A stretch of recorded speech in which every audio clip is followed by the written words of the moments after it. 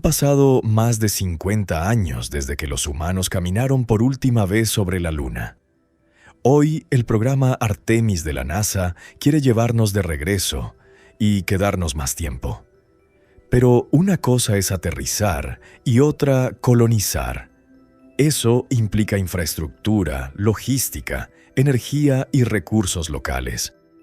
En este documental desmontamos mitos y te explicamos con datos oficiales qué se hará realmente en esta década y qué queda pendiente para hablar de presencia permanente. Artemis no es un salto único, sino una secuencia de pasos. Primero, validar el vuelo tripulado alrededor de la Luna. Después, ensayar el primer alunizaje con un módulo de descenso moderno. Más tarde, montar una pequeña estación en órbita lunar, llamada Gateway, que funcionará como un campamento orbital. Y entre tanto, una serie de sondas robóticas comerciales irá explorando y preparando el terreno. No es magia, es ingeniería, es paciencia, es constancia. Para empezar, Artemis II será como un ensayo general, un viaje con astronautas que rodeará la Luna y regresará a casa. Sirve para comprobar, con gente a bordo, que los sistemas de navegación, comunicaciones y soporte vital de la nave funcionan bien. En el entorno real, no veremos un alunizaje allí, y está bien que así sea. A veces, ir despacio es el modo más seguro de llegar lejos. Luego vendrá Artemis III, la primera tentativa de volver a pisar el suelo lunar en esta nueva era. La nave que trae a la tripulación, Orion, no baja a la superficie, se queda en órbita. El descenso lo hace un módulo especializado, con 2 astronautas, hacia el polo sur de la Luna. Allí el paisaje es diferente. Sombras prolongadas, pendientes, luz rasante, y la promesa del hielo de agua en cráteres en oscuridad casi perpetua. Será una estancia corta, cuidadosamente planificada para aprender lo más valioso: cómo trabajar allí con seguridad. Para sostener misiones más ambiciosas, la campaña incluye Gateway, una estación pequeña que no girará alrededor de la Tierra, sino de la propia Luna. Imagínala como un refugio orbital, un lugar para encontrarse, reabastecer, planificar y dar flexibilidad a las operaciones. Llegará por piezas, con tiempo, y cuando esté lista, las salidas y regresos a la superficie podrán ser más frecuentes y ordenados. No será un palacio, sino una casa mínima pero suficiente, diseñada para lo esencial. Mientras la parte tripulada avanza, hay otra columna silenciosa que allana el camino: las misiones robóticas que descienden antes y entre vuelos con astronautas. Estas sondas llevan instrumentos, cámaras, experimentos y prueban en la práctica lo que en la Tierra solo podemos simular. Cómo se posa un vehículo en terreno difícil, cómo navega, cómo trabaja el equipo cuando la luz es baja y el polvo se eleva. Cada aterrizaje robótico exitoso es un peldaño más en la escalera que nos acerca a una presencia humana más segura. Artemis también es cooperación. Europa, Japón y otros socios aportan tecnología, experiencia y piezas clave. El módulo de servicio que empuja y alimenta a la nave Orión tiene sello europeo, y Japón trabaja en un rover presurizado, una especie de cápsula con ruedas donde los astronautas podrán recorrer grandes distancias sin traje externo, dentro de un pequeño hábitat móvil. Es fácil imaginarlo: un vehículo que abre la geografía lunar a nuevas rutas y a más ciencia, con seguridad y autonomía. En la superficie, los trajes serán como naves personales. Deben permitir moverse con naturalidad, ver en la oscuridad, operar herramientas con precisión y proteger del polvo fino que lo invade todo. Son una pieza crítica del rompecabezas. Si funcionan bien, la actividad en la Luna fluye. Si no, cada paso se vuelve pesado, lento, incierto. Por eso su desarrollo es tan cuidadoso y tan importante. Detrás de la calma de esta narrativa hay desafíos reales, Integrar naves nuevas con sistemas nuevos lleva tiempo. Cumplir calendarios en el espacio no es como mover una cita en la agenda. A veces un detalle, un escudo térmico, un sistema de acoplamiento, una antena, requiere meses para entenderse y corregirse. Algunas misiones robóticas se ajustan, otras se cancelan y otras se reinventan. Es normal. En exploración la constancia pesa más que la prisa. Entonces, ¿qué significa estar cerca de colonizar la Luna? La palabra colonizar suena grande, definitiva, pero en esta década lo que veremos será el comienzo ordenado de una presencia. Vuelos alrededor de la Luna con personas. Primeras estancias cortas en superficie. Una estación orbital pequeña que aprende a respirar en un ritmo propio. Y robots que, entre bambalinas, siguen tomando medidas y probando ideas. Con eso estaremos más cerca que nunca, pero aún a unos pasos de hablar de una colonia autosuficiente. El regreso humano a la órbita lunar comienza con un ensayo que parece sencillo en el papel y, sin embargo, condensa casi todas las incógnitas operativas de un alunizaje moderno. La idea es clara: volar con tripulación más allá de la órbita terrestre baja, estresar cada subsistema de la nave en el entorno real cislunar y traer a la tripulación de vuelta con márgenes de seguridad verificables. No se trata de dar la vuelta y volver, se trata de construir confianza metódica en la arquitectura entera. El cohete que inicia el viaje es un vector de etapas criogénicas de alto empuje, diseñado para inyectar a la nave en una trayectoria translunar con una única maniobra larga y muy precisa. Esa precisión no es un capricho. Unos pocos metros por segundo de error en la impulsión inicial se traducen, días después, en decenas de kilómetros de desviación durante el sobrevuelo lunar. Controlar esa deriva implica una coreografía de navegación óptica, radiométrica y correcciones finas que, en conjunto, demuestran si la cadena de guiado, navegación y control está lista para misiones con encuentro y acoplamiento en la Luna. La cápsula tripulada, un volumen presurizado con sistemas redundantes, es el laboratorio principal del vuelo. A bordo, la tripulación evalúa el sistema de soporte vital más allá del banco de pruebas. Balance de oxígeno y dióxido de carbono, control de humedad, recirculación y purificación del aire, estabilidad térmica del habitáculo y gestión del agua. Hay algoritmos que predicen cómo se comportan estos lazos de control. El objetivo del ensayo es confrontarlos con datos fisiológicos reales, microgravedad prolongada y perfiles de actividad que varían entre reposo, operación intensiva de consolas y periodos de sueño. La trayectoria planificada comienza con una órbita alta alrededor de la Tierra, de periodo cercano a 24 horas, para ejecutar chequeos extensivos en microgravedad y realizar una demostración de rendezvous y proximidad usando la etapa criogénica como blanco inerte. En el siguiente perigeo, un encendido prolongado inyecta a Orion en una trayectoria de retorno libre. Una curva gravitatoria que rodea la Luna, y aún ante una pérdida mayor de propulsión, traería naturalmente a la tripulación de vuelta a casa. Es un diseño de riesgo contenido. Cada maniobra tiene redundancias y márgenes. El paso por el entorno lunar incluye un sobrevuelo a miles de kilómetros de la superficie, en torno a 7.400 kilómetros en algunos perfiles. Suficiente para ensayar comunicaciones en el lado oculto, geometrías de iluminación y navegación óptica con la estrella de guía y la sombra del terminador. El objetivo no es hacer ciencia de superficie, sino medir cómo responden los sistemas tripulados del siglo XXI al ecosistema lunar. Latencias, pérdidas temporales de señal, calentamiento y enfriamiento de estructuras y ciclos de energía bajo demanda. Una lección clave de Artemis I fue el comportamiento de la coraza ablativa del escudo térmico.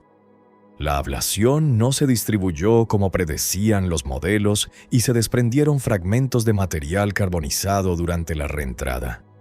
Para el vuelo tripulado, la respuesta no ha sido reemplazar la pieza a cualquier costo, sino modificar el perfil de reentrada para evitar la acumulación de gases en el régimen que provocó aquellas pérdidas y, a la vez, introducir requisitos de fabricación más estrictos en escudos futuros.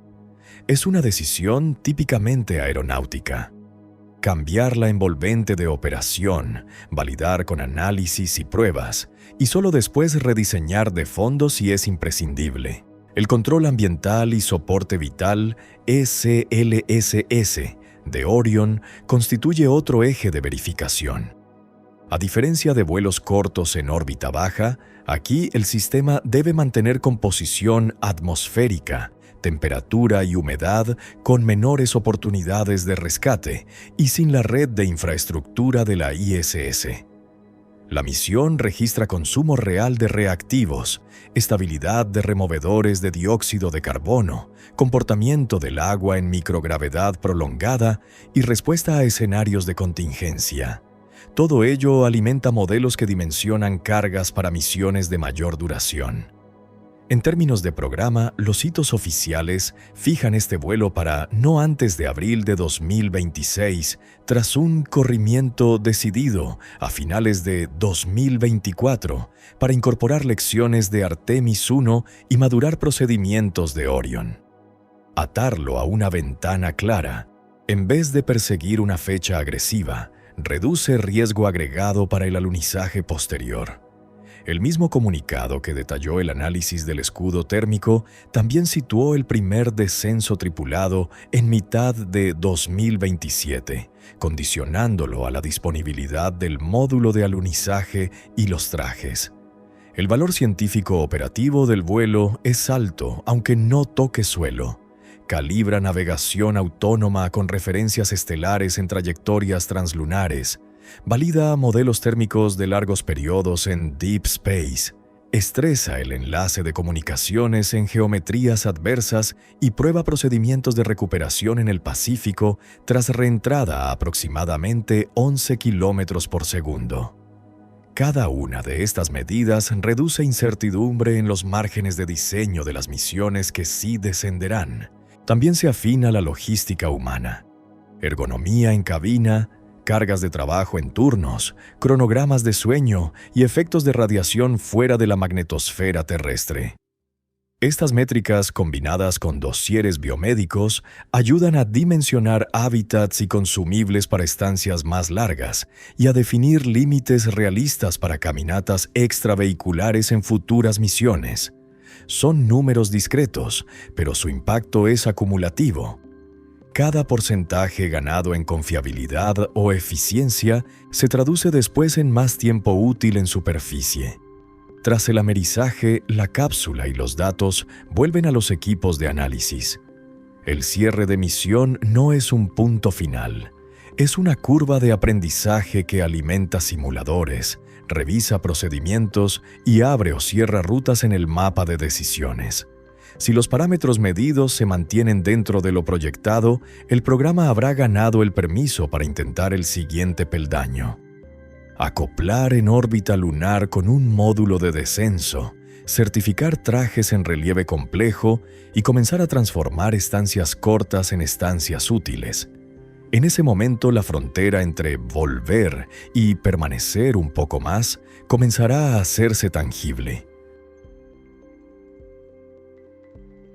El primer descenso humano de la era Artemis se concibe como una operación encadenada en órbita y superficie, con un objetivo científico y operativo muy concreto: demostrar que es posible llegar al entorno del polo sur lunar, trabajar allí varios días y regresar con seguridad. La arquitectura no depende de que Orion baje al suelo. La nave llevará a la tripulación hasta una órbita lunar altamente estable, de tipo NRHO, donde se encontrará con un módulo de alunizaje comercial. 2 astronautas transferirán a ese vehículo, descenderán y realizarán varias salidas al exterior antes de volver a Orion para el regreso a casa. NASA sitúa esta tentativa no antes de mediados de 2027, tras ajustar la cronología en función de las lecciones de Artemis I y la preparación de sistemas críticos. El módulo de descenso seleccionado por NASA es una variante del sistema Starship, adaptada para operaciones lunares. Su perfil exige una campaña de reabastecimiento en órbita terrestre antes de partir hacia la Luna. Múltiples lanzamientos de tanqueros cargarán un depósito orbital, que luego transferirá propelente a la Starship de alunizaje. Una vez repostado, el vehículo viajará a NRHO, se acoplará con Orion, bajará a la superficie y al terminar devolverá a la pareja de caminantes a la órbita lunar para reencontrarse con la cápsula. El plan prevé estancias en superficie de alrededor de una semana y al menos 5 caminatas si las condiciones lo permiten. La complejidad logística radica en la transferencia criogénica a gran escala, un aspecto que la propia NASA y paneles externos consideran el cuello de botella más sensible del calendario. La zona objetivo es el entorno del Polo Sur, donde la geometría de iluminación crea parches con luz rasante y regiones en sombra casi perpetua. Allí podrían existir depósitos de hielo de agua preservados en cráteres fríos, un recurso clave para futuras operaciones. Trabajar con la Tierra baja en el horizonte complica los enlaces directos, y por eso cada misión reciente en esa latitud extremeña aporta datos de primera línea. Cuando el módulo comercial IM-1 de Intuitive Machines apuntó a Malapert A, el objetivo no fue solo llegar, sino medir cómo se comportan comunicaciones, navegación y operaciones cuando el horizonte lunar oculta parcialmente la línea de vista a la Tierra. Es la misma clase de restricciones que condicionarán los cronogramas diarios de un descenso tripulado. El retorno a órbita vuelve a poner a prueba un elemento diferencial de Starship HLS, motores de aterrizaje ubicados a media altura para mitigar el impingement de plumas sobre el regolito, una preocupación histórica por la erosión del terreno y la visibilidad durante la fase final. Tras el ascenso, la Starship de alunizaje se reacopla con Orion en NRHO. La tripulación transfiere muestras y datos y emprende la reentrada de alta energía hacia el Pacífico con perfiles afinados después de Artemis I. Cada paso del ciclo superficie-órbita-Tierra está diseñado para generar métricas que reduzcan incertidumbres de futuras estancias más largas. Aunque el plan técnico está trazado, la viabilidad temporal sigue condicionada por hitos externos a NASA. Demostraciones repetidas de transferencia de propelentes criogénicos en órbita, cadencia de lanzamientos para cargar el depósito y validaciones integradas del sistema de descenso. La agencia y observadores independientes han sido explícitos al calificar el calendario como desafiante. Por eso, el valor de la primera misión de alunizaje no es solo plantar botas y recoger rocas, sino ensayar la logística completa que, repetida y optimizada, permitirá pasar de estancias de días a campañas más largas en la década siguiente. La consecuencia práctica de todo esto es que el primer alunizaje de Artemis será deliberadamente austero en objetivos y riguroso en protocolos. Si se cumplen los parámetros de rendimiento, desde el consumo de reactivos del traje hasta los márgenes térmicos de equipos y el ritmo de trabajo seguro en pendientes, el programa obtendrá la evidencia que necesita para abrir el abanico. Más carga útil hacia superficie, herramientas más ambiciosas y, con Gateway acoplándose al ciclo de misiones posteriores, un andamiaje orbital que haga repetibles las operaciones. En ese punto, la frontera entre volver y comenzar a permanecer dejará de ser un eslogan y se convertirá en una secuencia operacional con datos, tasas y tiempos que cierran. El siguiente eslabón para convertir un alunizaje en una campaña sostenible no está en el suelo, sino en la órbita. Una estación pequeña que gira alrededor de la Luna y actúa como punto de encuentro, taller, almacén y faro de comunicaciones. Su órbita no es circular ni clásica. Es una órbita de halo casi rectilínea, calculada con las ecuaciones de 3 cuerpos para aprovechar regiones de estabilidad y minimizar combustible de mantenimiento. Desde allí se ve durante largos periodos el entorno del Polo Sur y casi siempre la Tierra, lo que facilita los enlaces y la coordinación. La idea es sencilla y poderosa: mover parte de la complejidad fuera de la superficie, donde el polvo, las pendientes y las sombras añaden riesgo, y concentrarla en un campamento base orbital que sirva de escalón intermedio. Esta estación orbitará con un periodo de varios días, acercándose más cuando pasa sobre el hemisferio sur lunar y alejándose cuando se desplaza hacia el norte. Esa geometría favorece el acceso repetible a regiones de interés científico en latitudes altas, sin las penalizaciones de delta Vumuto de órbitas bajas polares. En mecánica orbital, cada metro por segundo ahorrado en correcciones se traduce en meses de operación adicional, y por eso la órbita elegida prioriza un compromiso: buen ángulo de visión, ventanas de descenso frecuentes y un coste de mantenimiento reducido. La dinámica de halo añade además la posibilidad de trayectorias de transferencia eficientes entre la estación y la superficie, usando perfiles energéticamente dulces. El corazón de la estación lo forman 2 piezas iniciales: un módulo de propulsión y energía con propulsión eléctrica solar, motores de efecto Hall que aceleran átomos de xenón de forma continua, ideales para empujar durante semanas con un consumo de propelente bajísimo, y un módulo habitable compacto derivado de vehículos logísticos probados en órbita baja. El primero es el motor silencioso que mantiene la órbita y alimenta los sistemas. El segundo, una cabina presurizada donde una tripulación puede vivir y trabajar periodos cortos, acoplar naves visitantes y operar cargas útiles. Alrededor de ese núcleo se irán acoplando más elementos: un nodo con puertos estandarizados, un paquete de comunicaciones y reabastecimiento, brazos robóticos y, más adelante, un módulo internacional con mayor volumen y sistemas de soporte adicionales. El diseño interior parte de una premisa: cada litro cúbico debe servir a varios fines.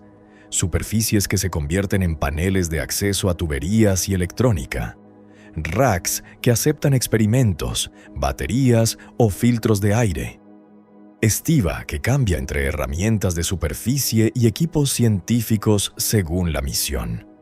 La ergonomía aprende de la Estación Espacial Internacional, pero con una diferencia decisiva: aquí no hay magnetosfera protectora.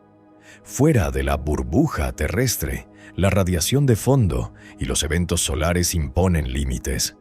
Por eso se prevén zonas con mayor apantallamiento, refugios de tormenta, improvisados con agua, mantas de polietileno y contenedores de provisiones, y un régimen de dosimetría constante para ajustar actividades en tiempo real.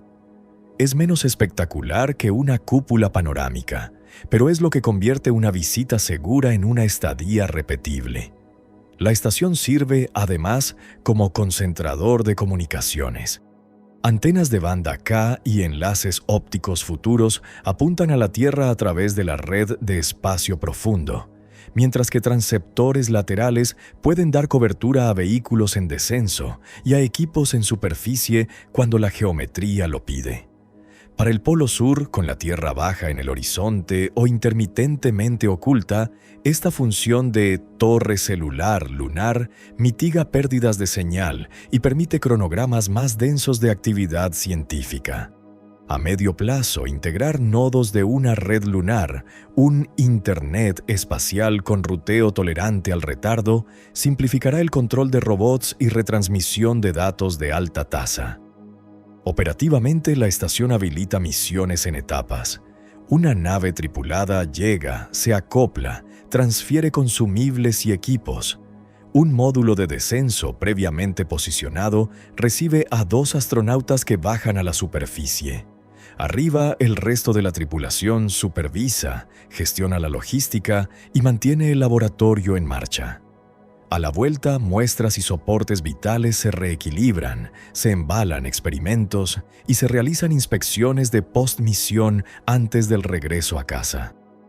Esta coreografía transforma un descenso aislado en un ciclo con métricas, tasas de transferencia, tiempo de preparación entre salidas extravehiculares, consumo real de oxígeno y agua, vida útil de filtros, degradación por polvo de conectores y válvulas, disponibilidad de enlaces en cada fase. Con datos, lo que era posible se convierte en planificable.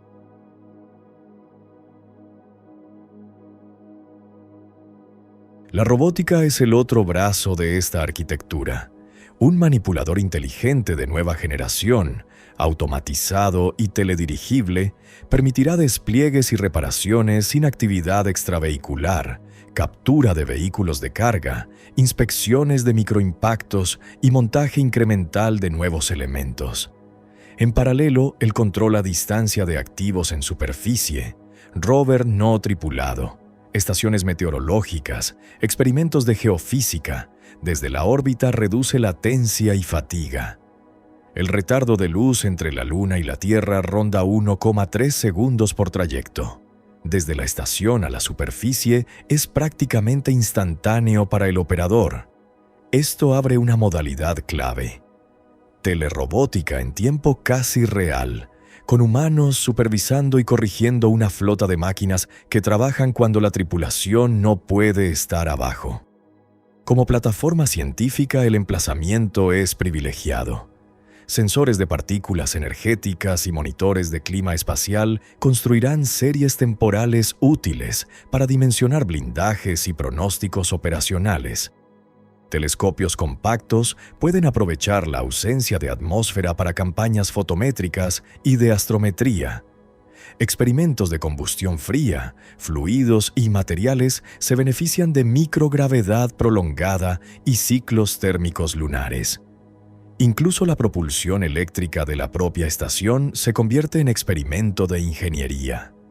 Caracterizar el rendimiento de los propulsores y la erosión de cátodos en régimen continuo a lo largo de años alimenta el diseño de naves de carga más eficientes. En logística, el reabastecimiento marcará la cadencia. Vehículos de carga sin tripulación traerán xenón para los propulsores, gases y agua para el soporte vital, alimentos, repuestos y, con el tiempo, tanques y líneas para combustibles criogénicos si la arquitectura lo requiere. Cada llegada es una oportunidad para ensayar operaciones de mantenimiento en un entorno que no admite improvisaciones. Reemplazo de baterías, inspección de juntas, limpieza de radiadores, calibración de sensores. La meta es que el mantenimiento no coma los días de misión y que la estación sostenga con personal a bordo o en modo autónomo periodos prolongados entre campañas. Más allá de la ingeniería hay una virtud estratégica. Mover el punto de reunión a la órbita lunar permite modularizar el sistema. Si un módulo de descenso necesita mejoras, puede quedarse en taller, mientras otro asume el vuelo siguiente. Si un brazo robótico requiere actualización, la estación puede seguir operando con capacidades reducidas. Si un experimento internacional se demora, se acopla en la siguiente rotación sin detener el resto. Esta tolerancia a fallos y desincronizaciones reduce el riesgo de que un problema puntual congele todo el programa, una lección aprendida de décadas de operaciones en órbita baja. Desde la perspectiva de vivir de lo local, la estación no extrae agua ni produce oxígeno, pero es el centro de mando para demostrar esas tecnologías en superficie. A medida que los mapas de hielos en cráteres fríos se vuelvan más precisos y que las plantas piloto de extracción y electrólisis maduren, la estación facilitará campañas que mezclen ciencia y operaciones, bajar equipos, operar turnos extendidos, subir producto para análisis o uso inmediato y repetir. En ese tránsito, la palabra colonia deja de ser un eslogan y se vuelve un inventario de sistemas: energía, materiales, vida, transporte y comunicaciones funcionando en bucle. Todo esto no hace a la estación grandiosa en tamaño, sino en papel. Es el lugar donde se empaquetan decisiones. ¿Cuánto tiempo se puede trabajar en el terminador antes de que la visibilidad caiga bajo el umbral seguro? ¿Cuántas muestras caben sin saturar la masa de regreso? ¿Cuánta potencia queda cuando el polvo degrada radiadores? ¿Cuántos días gana la misión si un propulsor eléctrico ahorra unos pocos kilos de xenón? Es un instrumento científico y un multiplicador de opciones operativas. Y es, sobre todo, la pieza que convierte una primera visita al Polo Sur en un patrón repetible, capaz de sostener más carga, más ciencia y más tiempo humano allí donde el sol roza el horizonte y las sombras guardan agua y preguntas. Para que una estación en órbita sirva de campamento base y las tripulaciones aprovechen cada minuto en superficie, primero hay que conocer el terreno con una precisión que hoy no tenemos. Ese es el papel de las misiones robotizadas comerciales a la Luna: entregar instrumentos científicos y, sobre todo, datos operativos. Piensa en ellas como cuadrillas de topografía y logística que llegan antes de la obra. Miden pendientes reales, dureza del suelo, niveles de iluminación, calidad de las comunicaciones y comportamiento del polvo. Con esa información, las misiones tripuladas dejan de ser una apuesta y se vuelven un plan con márgenes. Un descenso en el entorno del Polo Sur no se parece a aterrizar en un desierto plano. La luz del sol llega muy baja sobre el horizonte y proyecta sombras larguísimas entre rocas y crestas. Para un vehículo que baja, eso complica la navegación óptica y puede engañar a los sensores. Los módulos robotizados prueban navegación relativa al terreno, cámaras y láseres que comparan en tiempo real lo que ven con mapas previos y calculan correcciones finas para posar la nave en zonas seguras, idealmente dentro de decenas de metros del punto objetivo. Cada alunizaje exitoso ajusta esos algoritmos con datos de verdad. La comunicación es otro cuello de botella. En latitudes altas, la Tierra queda baja y a ratos se mete detrás de colinas. La señal se debilita o se corta. Por eso, además de antenas potentes hacia la red de espacio profundo, varios landers llevan repetidores y experimentos de enlace para entender dónde, cuándo y con qué potencia se sostiene una conexión estable. Algunas cargas útiles ensayan redes locales de corto alcance entre el módulo y pequeños rovers, algo así como una microcelda lunar que permite seguir trabajando aún con geometrías difíciles hacia la Tierra.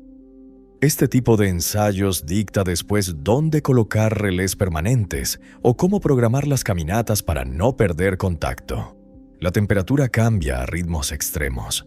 Con el sol tan bajo, un instrumento puede ver calor intenso de un lado y frío profundo del otro. Los módulos prueban radiadores, aislantes y modos de hibernación para sobrevivir noches cortas o tramos de sombra, y miden cómo se calienta y enfría el regolito con el paso de las horas. Estos perfiles térmicos son valiosos para decidir si un equipo debe funcionar solo en ventanas de luz o si necesita baterías y calefactores extra para un turno prolongado. El polvo es omnipresente y fino como talco. Se pega por carga electrostática, entra en bisagras y empaña ópticas. Las misiones robotizadas llevan tarjetas de prueba, filtros y superficies tratadas para ver qué materiales resisten mejor, cuánto se degrada un panel o un radiador después de horas de operación y qué técnicas de limpieza funcionan sin brochas imposibles. Cada resultado se traduce en especificaciones para trajes, sellos y conectores que usarán los astronautas. Uno de los objetivos estrella es afinar el mapa del hielo de agua. Orbitadores han detectado firmas consistentes con hielo en cráteres en sombra casi perpetua, pero eso es solo el primer paso. Los landers acercan espectrómetros y sensores térmicos que distinguen entre escarcha superficial y depósitos enterrados y estiman pureza y accesibilidad. Con esos datos, los ingenieros pueden responder a preguntas prácticas. ¿Vale la pena perforar aquí? ¿Qué potencia necesito para derretir y purificar cierta cantidad al día? ¿Cuántos kilos de equipo subo para que el balance cierre? La mecánica del suelo define la movilidad. El regolito lunar no es arena normal. Mezcla granos angulosos sin erosión, capaz de comportarse como polvo o como una costra que cede de golpe. Pequeños rovers arrastran zapatas y ruedas de prueba, miden resistencia al corte y registran la pendiente máxima segura. Con esa información se decide qué tipo de botas, ruedas o anclajes usar y qué rutas evitar cuando los astronautas carguen equipos o muestrarios. También se ensaya energía. Donde hay luz constante en bordes de cráteres, los paneles solares rinden bien. Unos metros más lejos, la sombra lo cambia todo. Los paquetes de potencia en landers y rovers registran producción y consumo reales, pérdidas por polvo y eficiencia de baterías en ciclos rápidos. De ahí salen curvas que dicen cuánta energía sobra para instrumentos o comunicaciones y cuánta hay que reservar para no morir de éxito al final de una jornada. La ciencia pura viaja en el mismo paquete, pero con una mirada operativa. Sismómetros ligeros y geófonos escuchan microtemblores que delatan fracturas, impactos diminutos y crujidos térmicos. Con esos catálogos se cartografían zonas más estables para colocar hábitats o pilas de combustible. Detectores de partículas miden radiación real en el polo sur a diferentes horas y altitudes. Esos histogramas alimentan el diseño de blindajes y los límites de exposición para planificar salidas al exterior. Varias misiones incluyen experimentos tecnológicos de transferencia de datos de alta tasa, navegación autónoma y aterrizajes con motores elevados para reducir la erosión del terreno por la pluma. Cada prueba responde preguntas que no se pueden cerrar con simulaciones. ¿Cuánto polvo levanta realmente un motor a esa altura? ¿Qué visibilidad queda durante los últimos metros? ¿Qué distancia mínima hay que imponer a equipos sensibles para no bañarlos con partículas? En paralelo, se practica logística simple. Desplegar balizas, tender cables cortos, anclar trípodes, mover pequeñas cargas de un punto a otro. Son tareas modestas en apariencia, pero cruciales para el día a día de una misión tripulada. Saber cuántos minutos toma nivelar una antena en pendiente o cuánto tarda un taladro en atravesar 5 centímetros de regolito endurecido evita promesas vacías y ayuda a que los cronogramas sean honestos y cumplibles. Todo este trabajo previo reduce incertidumbre. Con mejores mapas de iluminación, modelos térmicos ajustados, enlaces de comunicaciones caracterizados y un entendimiento puntual del polvo y el suelo, un descenso humano deja de ser una coreografía frágil y se convierte en una operación repetible. La estación en órbita puede entonces programar encuentros con menos margen perdido. Los trajes se diseñan para el esfuerzo real y los equipos de superficie llegan configurados a lo que el lugar permite. Así, cada robot que toca la Luna trae más que fotos. Trae decisiones más seguras para cuando lleguen las botas. La transición de visitar a permanecer depende de una idea sencilla y poderosa: vivir poco a poco de lo que hay en la Luna. Eso empieza por el agua. En los cráteres cercanos al Polo Sur, el frío perpetuo puede conservar hielo mezclado con regolito.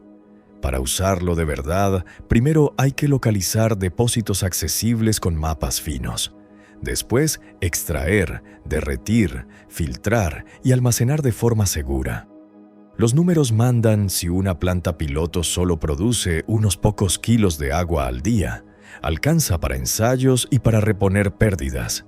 Si supera decenas de kilos, ya alimenta oxígeno para respirar y combustible para regresar con más margen. La ingeniería se diseña alrededor de estos caudales: bombas, tanques, líneas aisladas y valvulería que no se agarroten con el polvo ni con ciclos térmicos severos. La otra mitad del rompecabezas es el oxígeno del propio suelo. El regolito contiene oxígeno ligado a minerales. Procesos como la electrólisis de regolito fundido o la reducción carbotérmica lo liberan a costa de mucha energía. Por eso, la potencia continua es el cuello de botella real. En crestas iluminadas casi todo el tiempo, los paneles solares rinden bien si el polvo se controla. Fuera de esas islas de luz, los reactores compactos, kilovatios estables día y noche, simplifican la ecuación y reducen el tamaño de baterías. En ambos casos, la estación orbital y los robots ayudan a planificar dónde colocar equipos, cuándo operarlos y qué redundancias montar cuando baja la tensión o sube la demanda. Con agua y oxígeno fluyendo, la superficie deja de ser solo un laboratorio al aire libre y empieza a aparecer un taller. Aparecen módulos presurizados mínimos, duros o inflables, conectados por túneles cortos, con refugios extra de radiación usando agua y polietileno alrededor de las zonas de descanso. Los trajes se diseñan para ser herramientas, no lastres. Movilidad alta, sellos que resistan polvo abrasivo y ciclos rápidos de descontaminación al volver al hábitat. En paralelo, un rover presurizado multiplica el alcance. 2 personas, días de autonomía, trayectos largos sin traje externo, cargas plegables para transportar perforadoras, paneles o experimentos. Cada una de estas piezas se mide con indicadores simples: litros de agua por día, kilovatios netos en horas críticas, horas EVA seguras por jornada, kilómetros recorridos sin degradación de sistemas. La operación diaria se parece menos a una expedición heroica y más a un turno industrial. Quien está arriba en la estación coordina redes y energía. Quien está abajo ejecuta salidas encadenadas con objetivos concretos. Si el polvo aumenta y baja el rendimiento térmico, se prioriza limpieza y se reprograma la producción. Si la radiación sube, se acorta el tiempo fuera y se traslada trabajo a telerrobótica desde órbita. Con el tiempo, la logística se automatiza. Entregas de carga sin tripulación, estivas normalizadas, puntos de anclaje para balizas y mástiles, rutas con balizado reflectivo que eviten pérdidas de orientación en luces rasantes. Es menos épico y, precisamente por eso, más sostenible. Todo este plan vive y muere con la gestión del riesgo y el calendario. Volver alrededor de la Luna con tripulación y reingresar con seguridad es el primer hito medible. El siguiente, alunizar, depende de varios y sí. ¿Y si la transferencia de propelentes a gran escala tarda más de lo previsto? ¿Y si los trajes necesitan otra iteración de certificación? ¿Y si los primeros módulos orbitales requieren ajustes tras meses en el tránsito? La exploración no se frena por estas preguntas, se ordena alrededor de ellas. Por eso se secuencia. Primero, demostrar navegación y soporte vital con humanos en trayectorias translunares. Luego, aterrizar con una estancia corta y protocolos estrictos. Después, encadenar misiones con apoyo de una estación en órbita y robots que cierran las brechas entre campañas. El aprendizaje reciente también recalibra expectativas. Un aterrizaje comercial exitoso cerca del Polo Sur aportó datos crudos sobre iluminación, comunicaciones rasantes y polvo. La cancelación o replanificación de algún rover demostró que los márgenes presupuestarios importan tanto como los técnicos.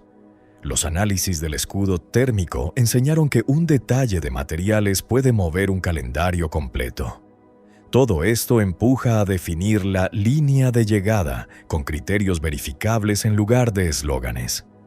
Un punto de inflexión razonable para hablar de presencia sostenida podría incluir potencia continua del orden de decenas de kilovatios con mantenimiento programado. ISRU piloto capaz de producir agua y oxígeno útiles, no solo muestras. Un hábitat modular con rotación de tripulación y rover presurizado operando rutas largas con telemetría confiable. A eso se suman redes invisibles, repetidores de comunicaciones, protocolos de polvo y kits de reparación rápida que evitan que pequeñas fallas escalen. Cuando esos indicadores se estabilicen, el lenguaje cambiará sin necesidad de proclamas. Los cronogramas dejarán de preguntarse sí y empezarán a discutir cuánto y dónde. ¿Cuánta agua por día conviene para ampliar estancias? ¿Dónde instalar la siguiente planta de electrólisis? ¿Cuánto cuesta iniciar una línea de materiales locales? Ladrillos sinterizados, bermas de protección, piezas simples, que rebaje masa lanzada desde la tierra. Esa es la frontera real entre regresar y empezar a permanecer. No una fecha en un póster, sino un conjunto de tasas, potencias y horas hombre que cierran con margen. Y así la Luna pasa de ser un destino a ser un sistema. Órbita y superficie se reparten tareas, robots y humanos se complementan. La ciencia alimenta a la ingeniería y la ingeniería habilita mejor ciencia. El paso siguiente, el de hablar con propiedad de colonización, no es un salto romántico, sino una suma de ciclos que ya funcionan. Agua que fluye donde y cuando hace falta. Oxígeno que se produce con eficiencia conocida. Energía que se mantiene estable pese al polvo. Trajes que permiten jornadas útiles sin castigar al cuerpo. Un vehículo presurizado que convierte mapas en territorio y un andamio orbital que hace todo esto repetible. Cuando eso ocurra, la pregunta dejará de ser ¿cuán cerca estamos?, para convertirse en ¿qué escala queremos? Y esa es una pregunta que solo aparece cuando, por fin, la operación lunar se vuelve cotidiana.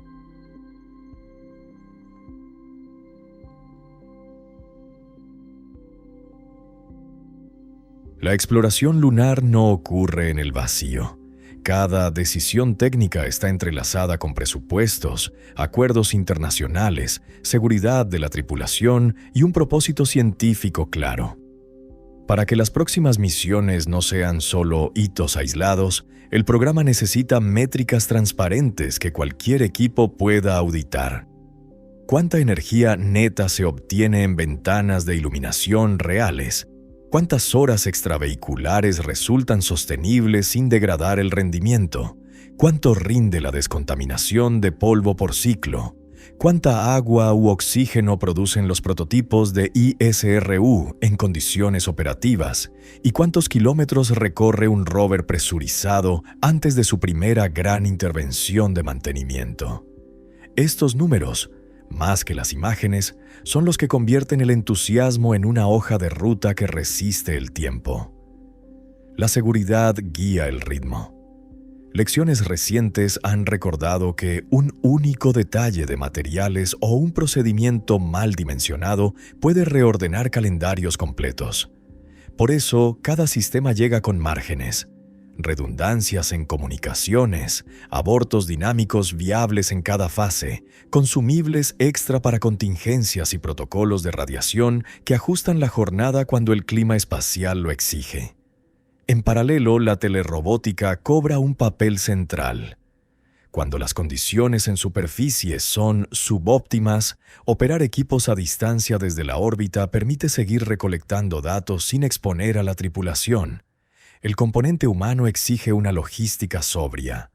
No hay gestos épicos, hay turnos, planificación de sueño y nutrición, ergonomía en cabina, cargas de trabajo realistas y ciclos de revisión técnica diarios. La vieja intuición de hacer más en menos tiempo pierde contra la estadística de riesgos acumulados. Lo que sí gana es repetir procedimientos bien medidos, ajustarlos con datos de cada misión y documentar cada excepción. Así, el programa se vuelve enseñable y escalable. Nuevos equipos pueden incorporarse sin reinventar la rueda. La cooperación internacional multiplica capacidades. Un módulo de servicio europeo, un rover japonés, estaciones de retransmisión y laboratorios compartidos convierten a la Luna en un ecosistema donde cada socio aporta competencias y obtiene objetivos científicos propios. Este reparto no es solo político, diluye riesgos, amplía la cadena de suministro y aumenta la resiliencia ante fallos o demoras puntuales. A la larga, esa diversidad también nutre la ciencia. Diferentes prioridades producen instrumentación complementaria y preguntas nuevas. El ¿por qué? Sigue siendo la brújula. La Luna es laboratorio de geología planetaria, archivo de la historia temprana del sistema solar y banco de pruebas para operar lejos de la red de apoyo terrestre. También es una escuela para Marte.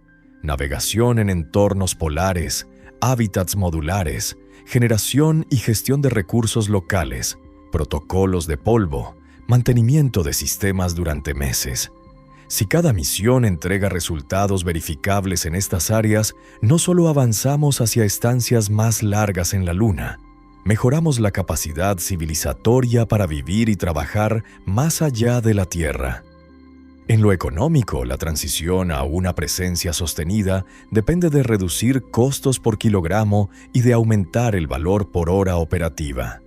ISRU piloto que ahorre masa lanzada, estándares de interfaces que simplifiquen repuestos, reutilización efectiva de vehículos y automatización de tareas repetitivas son las palancas que mueven la aguja. El punto de inflexión se alcanza cuando las próximas misiones se planifican porque tienen sentido operativo, no solo porque toca cumplir un hito en el calendario. Cuando estas piezas se ensamblan, la superficie y la órbita dejan de ser escenarios separados. La estación orbital regula energía y comunicaciones. La telerrobótica trabaja cuando la tripulación descansa. Los trajes y el rover presurizado convierten mapas de iluminación en rutas útiles, y los prototipos de ISRU alimentan datos que afinan la infraestructura. Ese circuito repetido y mejorado transforma el retorno en permanencia creciente. No es un salto, es una curva que asciende con paciencia, verificación y memoria institucional. Hemos trazado el paso realista de volver a permanecer, validar sistemas con un sobrevuelo tripulado, ejecutar un alunizaje con objetivos concretos, apoyar operaciones desde una estación en órbita y usar misiones robóticas para convertir incertidumbre en datos. La presencia sostenible llegará cuando la energía sea continua, la logística repetible, los trajes y rovers ofrezcan jornadas útiles, y la ISRU produzca agua y oxígeno con tasas verificables. Ese es el umbral que transforma hitos en rutina. Si este documental te gustó, suscríbete, deja tu like y comparte para apoyar más documentales como este. Nos vemos en un próximo viaje por el cosmos.